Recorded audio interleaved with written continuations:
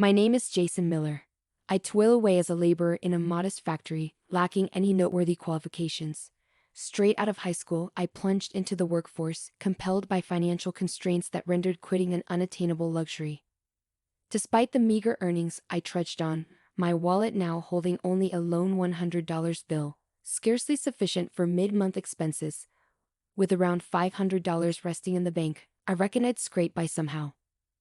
In the midst of my musings, a forlorn figure caught my attention.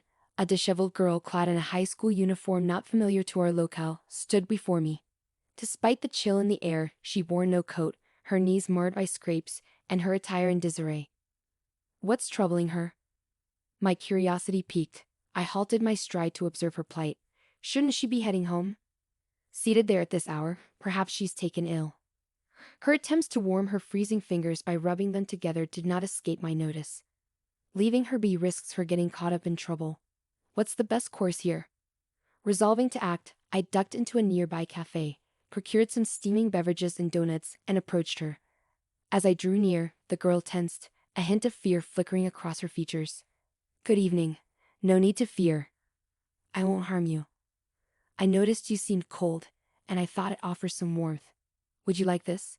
I extended a freshly purchased cup of hot lemon tea. She tentatively accepted, pressing the warm cup to her cheek for comfort. Are you hungry? Hunger only worsens the cold. Here, would you care for a donut? Uncertain of her preferences, I selected one at random, wondering if she'd receive it. With a soft thank you, she accepted the offering. Aren't you heading home? She shook her head in response but offered no explanation. Could she have fled her home, I pondered, wary of delving too deeply into her circumstances. Then, a gust of wind lifted her skirt, revealing a network of painful wounds on her legs. What happened? She hastily concealed her legs, but not before I caught sight of the injuries. Did someone hurt you? Were you attacked? Her demeanor stiffened, reluctant to divulge. All right, no need to talk if you don't wish to, but lingering here puts you at risk. How about heading home? In a barely audible voice, she murmured. No. I was planning to go to my dad's, but it's quite a distance away. Her father's place, so she's staying with her mother now. I couldn't fathom the complexity of her situation, sensing it wouldn't resolve easily. Have you tried calling your dad? Maybe he can come get you. I don't have the number. I don't even have a phone, she replied, surprising me with her lack of a cell phone in this day and age. Do you know the address? Can you show me where it is? I inquired, to which she nodded, producing a small piece of paper bearing an unfamiliar address. Is this where you're supposed to meet him? She confirmed with a nod. It seems quite a distance, it's getting late, I remarked, pulling out my smartphone to search the address. The result revealed Greenwood Group, a construction company. I could jot down the number for you to call tomorrow. This is the contact I found linked to that address. Give it a try, you might reach your dad. It seems he works for a construction company, I suggested optimistically. She brightened at the prospect. Okay, you should stay at a nearby hotel tonight. I'll arrange it for you. Can you manage on your own? She hesitated, admitting her lack of funds. Despite my own financial constraints, I still had a $100 bill tucked away. Perhaps it'll suffice for a night, I mused, reassuring her. Don't worry, I can cover it. A warm bath and a good night's rest will help. You can call your dad in the morning. But I can't repay you, she worriedly protested. Forget about it. Just focus on reuniting with your dad. I reassured her, leading the way to a nearby hotel where breakfast was included for $100. After arranging everything with the hotel staff, including permission for her to make a morning call, I bid her farewell. It felt gratifying to assist her despite my now empty wallet. A few days later, as I returned home, a factory manager summoned me.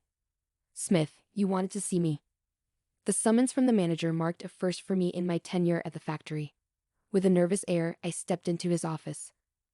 Clad in an expensive suit, a stark contrast to the modest setting of our workplace, he greeted me. It's Jason, right? Yes, sir, Jason Miller, I confirmed, my apprehension mounting. You won't need to come back here, he stated bluntly. I beg your pardon? What's the reason? I stammered, bewildered by this sudden dismissal. It means you're being terminated, he declared, his tone leaving no room for negotiation. I struggled to comprehend. Could you please explain? Have I committed an offense warranting termination? I can't recall any wrongdoing. We can't tolerate troublemakers like you in our establishment, he asserted. What exactly makes me a troublemaker?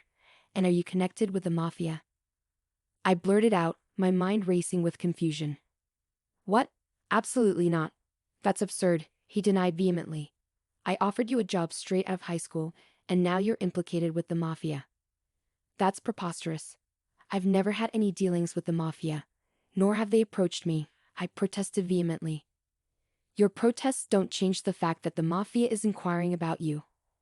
As a company, we can't afford such associations, he countered. I was never the company's first choice anyway. The previous owner used to say things like, as long as someone's motivated, even a high school graduate will do, he disclosed. That's news to me. His decision has put me in quite a predicament. Please, I assure you, I have no ties to the mafia, I pleaded desperately. I couldn't care less about your predicament. It's none of my concern, he retorted callously. Why not seek help from the mafia then? They might assist you, he suggested coldly. I swear I have no connections with them. There must be some misunderstanding. Please reconsider, I implored, grasping at any hope of retaining my job. The decision stands. We can't afford social liabilities in our small factory, and don't fabricate such tales next time you seek employment, he admonished sternly. I'm not fabricating anything. I've never associated with such individuals, I protested earnestly. Then were you running with a rough crowd in high school? Is that the kind of company you keep? He interrogated. That's impossible. Please, Mr. Smith, believe me, I pleaded, desperation creeping into my voice. Enough. Just leave. You'll be compensated for today, he dismissed me coldly, never darken our doors again. No. There must be some misunderstanding, I persisted, but my words fell on deaf ears. He regarded me with disdain, pointing toward the exit. Is that all you have to say? I heard your side. Now go. I've work to attend to. With a heavy heart, I realized it was the end. In the office, I received a meager envelope, my final paycheck from the company. Were the 15 years of hard work really so inconsequential, reduced to this thin envelope? As I bid farewell to my colleagues, their expressions mirrored my disbelief. Why the sudden departure? It's absurd, they lamented, expressing regret at my forced exit. Yet, despite their sentiments, none dared confront the manager or challenge his decision, fearing they'd meet a similar fate. With a farewell and a wish for their well-being, I departed from the gates of the company I had faithfully served for 15 years. What am I to do now? Fired so abruptly, all I possess is this meager envelope. I must find another job swiftly before it dwindles away, I mused, my gaze fixed upon the ground. Suddenly, a black tire halted before me, prompting me to look up. It was a sleek luxury car obstructing the way. Naturally, I thought, must be some high-ranking individual here for the factory. They ought to hasten their entrance. The driver, clad in gloves, emerged from the vehicle and courteously opened the rear door. Stepping out was a man in an exquisite suit accompanied by a girl. He inquired of her, "Is this the gentleman?" Her nod confirmed it. Recognizing her from our earlier encounter, I exclaimed, "Ah, you're the girl from before. So you've reunited with your father? That's wonderful. I'm truly glad for you." Forgetting my recent misfortunes, I addressed her warmly. She beamed and embraced me. "Thanks to you, my daughter is safely in my arms. I owe you my gratitude." "You're her father?" Excellent news. I was concerned for her but had no means to contact you thereafter. By the way, you're leaving the premises quite early. Any pressing engagements? I inquired, attempting a forced laugh.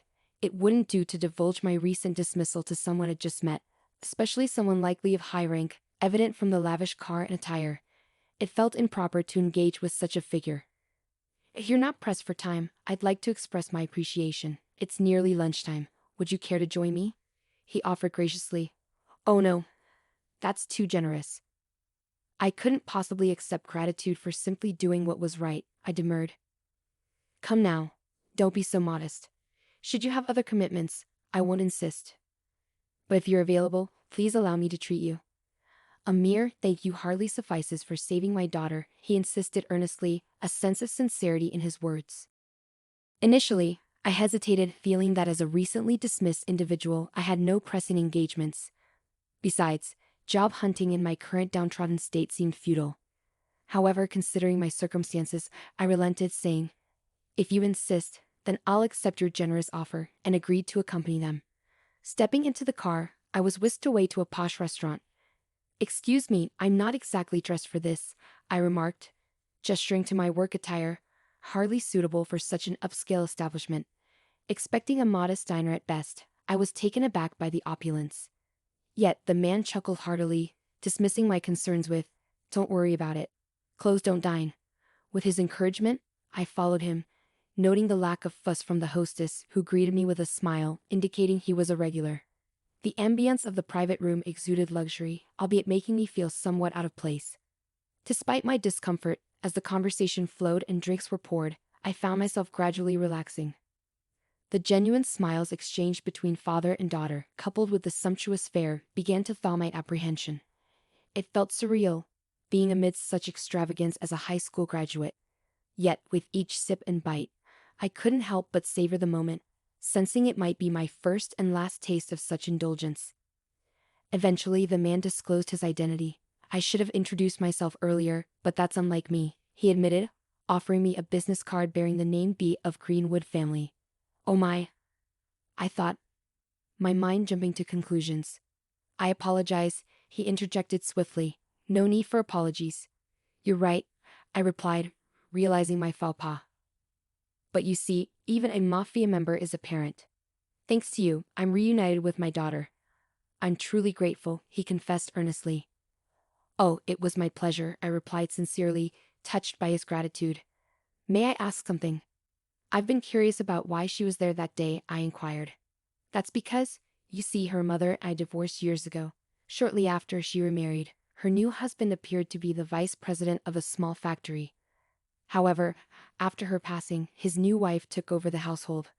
Coincidentally, around the same time, the factory's president, who had always been kind to my daughter, also passed away. The vice president then ascended to the presidency. Since then, my daughter has been treated as an inconvenience." "Could that be why her legs were injured?" I wondered aloud. "Yes, precisely. She was injured in places not easily visible, especially on her back. It was dreadful. I can't even begin to imagine the pain she endured. Before her mother's passing, she received an amulet, and was instructed that if she ever needed help, she should open it. That was the note left for her. Unfortunately, not jotting down a phone number was an oversight. She was desperately trying to locate me. However, despite her efforts, the distance was too great for a high school student to traverse alone. By the time you found her, her wallet was empty. If it hadn't been for your intervention, she might have succumbed to the cold." "That was the situation," he explained. I suspected there must have been extenuating circumstances. As for her mother's new husband, I can't forgive him for subjecting her to such hardship. "I swore to seek retribution," he declared. "Oh, it doesn't sound quite fitting for someone associated with the mafia to express such sentiments, does it?" I remarked. "I understand your sentiment. Thank you," he responded. "What about you? Leaving work at such an hour, something must have happened, right?" he inquired.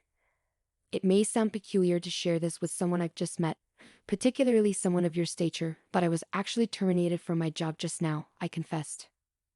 "Fired? Why?" he inquired, visibly taken aback. "Apparently, I was unjustly accused of having ties to unsavory elements. I have no clue how that came about. This morning, out of nowhere, I was accused and promptly dismissed," I explained. "Hold on a moment," he said, beckoning over an executive nearby. After a brief exchange in hushed tones, he turned back to me, visibly perturbed. "Idiots," he exclaimed before addressing me directly. "I must apologize profusely. It appears that my colleague is at fault here," he said apologetically. "Oh, what do you mean?" I asked, bewildered by the sudden turn of events. "I wanted to express my gratitude, so I had my associates look into your situation. They found out where you were employed but wanted to confirm it firsthand. It seems they mentioned our organization's name during the inquiry, which likely led to the misunderstanding about me being associated with antisocial forces. It was a complete setup, and for that, I sincerely apologize. Allow me to rectify this. I'll speak with your manager tomorrow, clarify the misunderstanding, and ensure everything is resolved," he reassured. "No, I'm fine," I replied hesitantly. "You shouldn't be fine. You must be facing difficulties, right?" he persisted. "Well, It wouldn't be truthful to say I'm not troubled. However, returning to work under such management would only repeat the same cycle. I refuse to work under someone who lacks trust in their employees, I asserted. I understand. Do you have another job lined up? He inquired. Unfortunately, no. Truth be told, I have nothing at the moment. If I don't secure something by month's end, I'll be in dire straits. But I'm resolved to stand firm, I confessed. Good for you. In that case, how about I introduce you to a company owned by a friend of mine? They have no connections to the mafia. I believe my friend would appreciate your skills, he proposed. No, thank you. I appreciate the offer, and I'm tempted to accept. However, should I truly consider it? Even if they claim no affiliation with the mafia, can I trust that completely? I pondered aloud. I see. Well, should you ever find yourself in need, don't hesitate to reach out. I'm here to assist, he offered with a chuckle. About a month later, finding myself in dire straits, I reached out for his help. Despite numerous job interviews, I remained unemployed.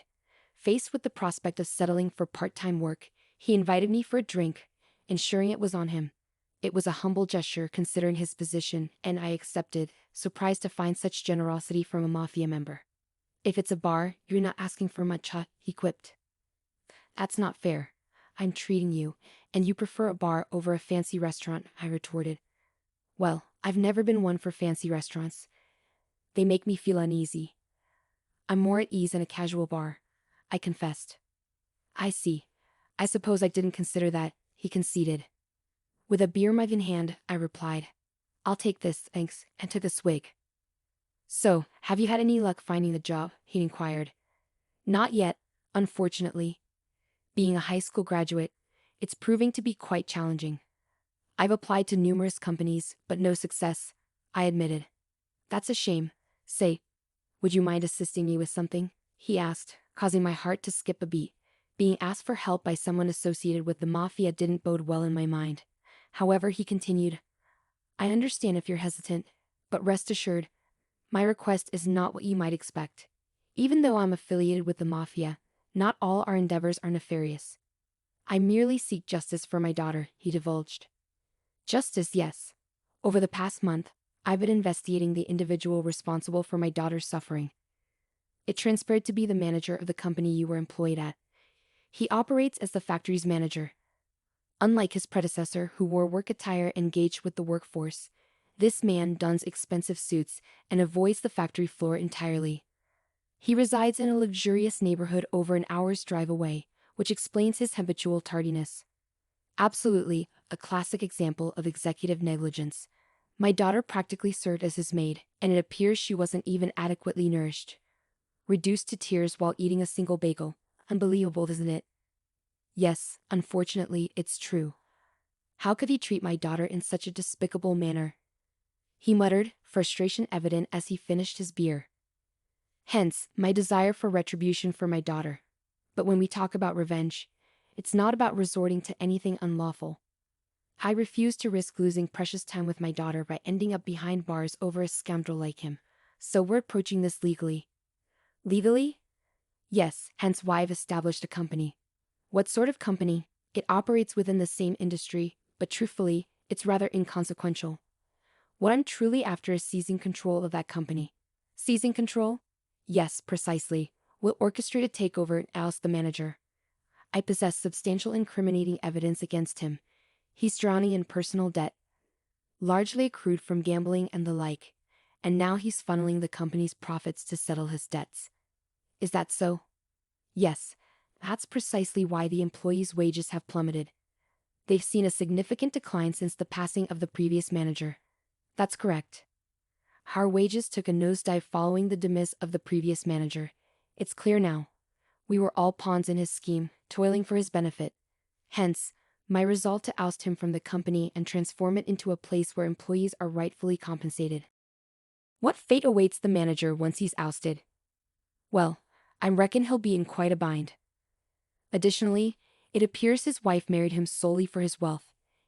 If she discovers he's no longer in power, she'll likely abandon him. Moreover, socially, I'll ensure he's ostracized, making it challenging for him to secure employment elsewhere. You could do that? Well, I am the boss of Greenwood after all. Manipulating such situations comes naturally to me. I understand. I sought your assistance because you too fell victim to his actions. I presumed you might seek retribution as well. Indeed, once the employees learn the truth, they'll likely share our sentiments. Most likely. If things proceed as intended, I aim to expand the factory further, and I envision you as a manager. Me, a manager? That seems far-fetched. Nonsense. In the past, high school graduates ascending to managerial roles wasn't uncommon. If formal education is lacking, one compensates with experience and diligence. Don't you feel capable? If you're confident in me, I'll give it my best shot. Excellent. Then tonight, we'll toast to the future of our new venture. Thus, unexpectedly, I became entwined in the takeover scheme of the factory that had previously let me go. A month later, after thorough investigation, we devised a plan to inflict significant financial harm on the factory through our takeover. Well, Mr. Smith. Long time no see. Oh, we have a prior acquaintance? It's possible you wouldn't recall a former high school graduate employee. Ah, Jason Miller. You were terminated under the mistaken assumption of having ties to the mafia. Well, that's not entirely accurate. No worries. It led me to secure a favorable position at my current company. I harbor no ill will. Instead, I come bearing a lucrative proposal. A proposition? You mean you wish to engage in business with us? Precisely. Your products boast exceptional quality, a fact I can attest to from my years of service here. Hence, I propose a contract valued at $5 million. $5 million? Indeed. I request the delivery of goods totaling that amount within a fortnight.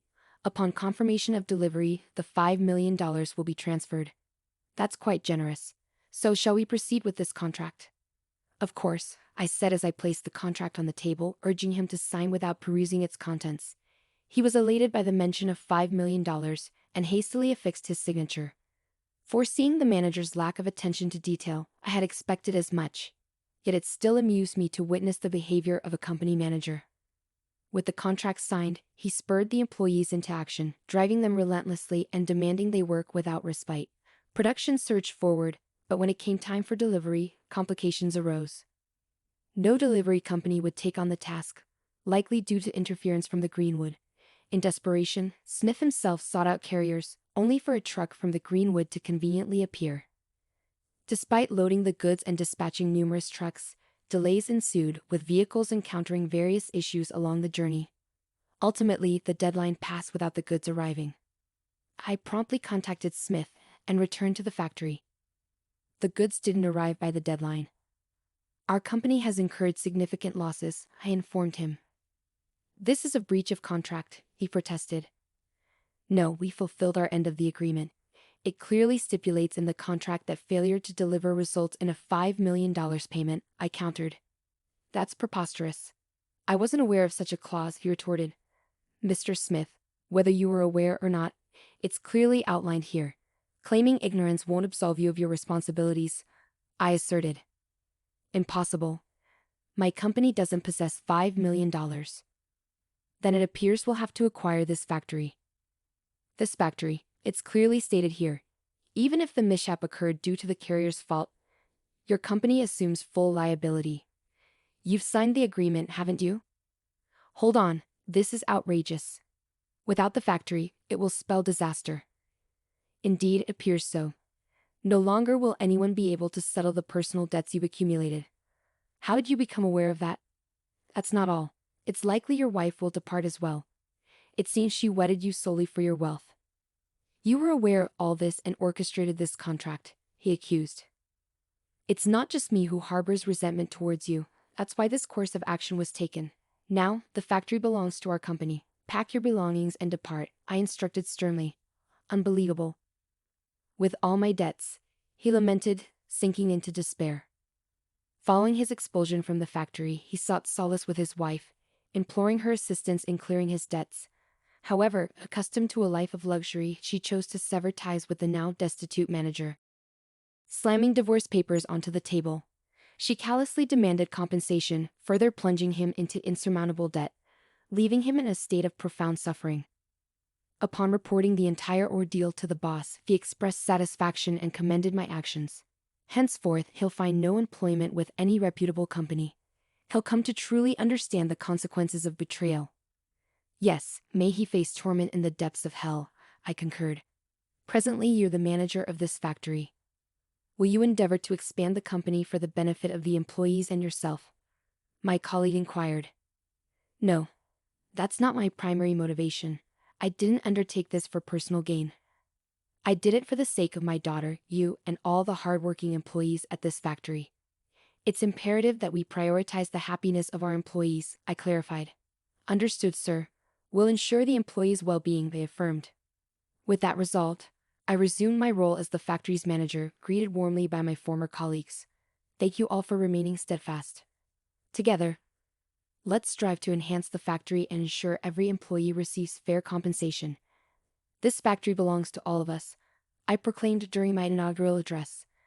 My colleagues erupted into cheers, welcoming me back wholeheartedly.